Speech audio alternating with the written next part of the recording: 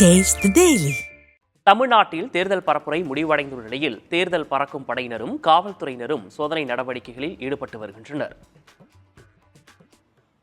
திருவள்ளூர் மாவட்டம் செங்குன்றம் அருகே பாடையநல்லூர் பகுதியில் உள்ள பாஜக மாநில ஓபிசி அணியின் தலைவர் வெங்கடேஷ் என்பவரின் வீட்டில் தேர்தல் பறக்கும் படையினர் அதிரடியாக சோதனை மேற்கொண்டனர். பணப்பட்டுவாடா செய்வதற்காக பணம், பரிசுப் பொருட்கள் பதுக்கி வைக்கப்பட்டிருப்பதாக எழுந்த புகாரை அடுத்து அவரது வீட்டில் அதிகாரிகள் சோதனை நடத்தினர். சோதனையில் எதுவும் சிக்கவில்லை என்று கூறப்படுகிறது. தேர்தல் பரப்புரை முடிவடைந்திருக்கும் நிலையில் நாமக்கல்லில் உள்ள தங்கும் விடுதிகளில் மாவட்ட காவல் கண்காணிப்பாளர் ராஜேஷ் கண்ணன் தலைமையிலான அதிகாரிகள் ஆய்வு மேற்கொண்டனர்.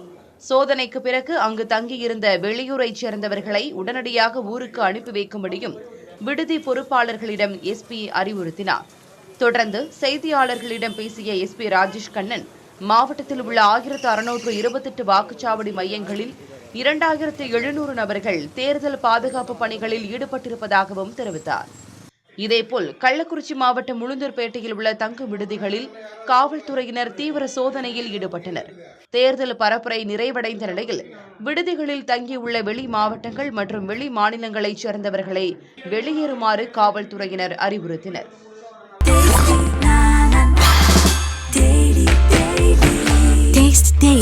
Taste the Daily.